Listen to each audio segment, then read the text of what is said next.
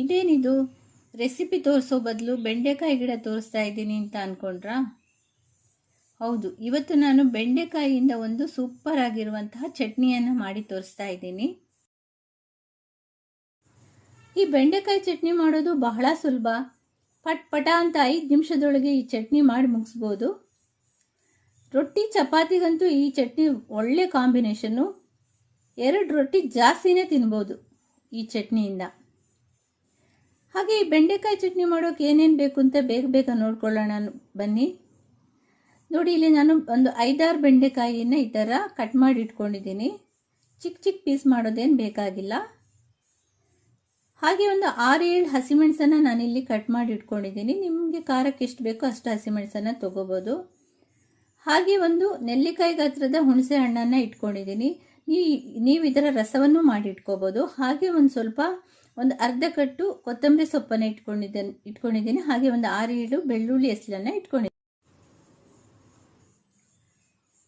ನಾನಿಲ್ಲಿ ಒಂದು ಬಾಣಲೆಯನ್ನು ತೊಗೊಂಡ್ಬಿಟ್ಟು 3 ಸ್ಪೂನು ಎಣ್ಣೆಯನ್ನು ಹಾಕ್ತಾ ಇದ್ದೀನಿ. ಎಣ್ಣೆ ಹಾಕಿಬಿಟ್ಟು ಈ ಹಸಿಮೆಣಸು ಮತ್ತು ಬೆಂಡೆಕಾಯಿಯನ್ನು ಫ್ರೈ ಮಾಡ್ಕೊಳ್ತೀನಿ ಚೆನ್ನಾಗಿ. ಈ ಬೆಂಡೆಕಾಯಿಯನ್ನು ಚೆನ್ನಾಗಿ ಹುರಿಯೋದ್ರಿಂದ ಅದರಲ್ಲಿರುವಂತಹ ಲೋಳೆ ಅಂಶ ಹೋಗುತ್ತೆ. ಯಾರು ಈ ಬೆಂಡೆಕಾಯಿಯನ್ನು ಇಷ್ಟಪಡಲ್ವೋ ಅವರು ಸಹ ಈ ಚಟ್ನಿಯನ್ನು ತುಂಬ ಇಷ್ಟಪಟ್ಟು ತಿಂತಾರೆ. ನೋಡಿ, ನೀವು ಈ ಚಟ್ನಿಯನ್ನು ಒಂದ್ಸರಿ ಮಾಡಿ ಅದು ಹೇಗೆ ಟೇಸ್ಟ್ ಬಂತಂತ ನನಗೆ ಕಾಮೆಂಟ್ ಮಾಡಿ. ಹಾಗೆ ನನ್ನ ಚಾನಲ್ನ ಯಾರು ಸಬ್ಸ್ಕ್ರೈಬ್ ಮಾಡ್ಕೊಳ್ದೆ ನೋಡ್ತಾ ಇದ್ದೀರೋ ದಯವಿಟ್ಟು ನನ್ನ ಚಾನಲ್ನ ಸಬ್ಸ್ಕ್ರೈಬ್ ಮಾಡ್ಕೊಂಡು ನೋಡಿ. ಹಾಗೆ ನಿಮ್ಮ ಫ್ಯಾಮಿಲಿ ಮತ್ತು ಫ್ರೆಂಡ್ಸ್ ಜೊತೆಗೆ ಈ ವಿಡಿಯೋವನ್ನು ಶೇರ್ ಮಾಡಿ. ನೋಡಿ, ಇಲ್ಲಿ ನಾನು ಬೆಂಡೆಕಾಯಿಯನ್ನು ಹುರ್ಕೋತಾ ಇದ್ದೀನಿ ಚಂದ ಮಾಡಿ. ಇದೇನು 1 ನಿಮಿಷ ಹುರಿದ್ರೆ ಸಾಕಾಗತ್ತೆ.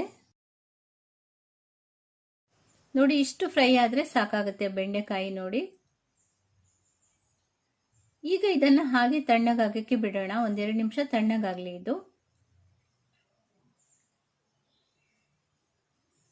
ಈಗ ನೋಡಿ, ಇದು ತಣ್ಣಗಾಗಿದೆ. ಈಗ ಮಿಕ್ಸಿ ಜಾರಿಗೆ ನಾನು ಹುರ್ಕೊಂಡಿರುವಂತಹ ಬೆಂಡೆಕಾಯಿ ಮತ್ತು ಹಸಿಮೆಣಸನ್ನು ಹಾಕ್ತಾ ಇದ್ದೀನಿ.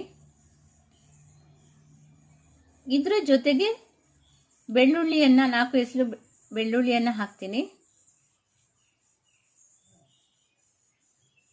ಹಾಗೆ ಕೊತ್ತಂಬರಿ ಸೊಪ್ಪನ್ನು ಹಾಕ್ತೀನಿ. ಹಾಗೆ ರುಚಿಗೆ ತಕ್ಕಷ್ಟು ಹುಣಸೆ ಹಣ್ಣು ಹಾಗೆ ಉಪ್ಪನ್ನು ಹಾಕಿಬಿಟ್ಟು ಇದನ್ನು ರುಬ್ಬಿದ್ರೆ ಬೆಂಡೆಕಾಯಿ ಚಟ್ನಿ ರೆಡಿ ಆಗುತ್ತೆ. ಈಗ ಇದಕ್ಕೆ ಸ್ವಲ್ಪ ನೀರು ಹಾಕಿ ರುಬ್ಕೋತೀನಿ.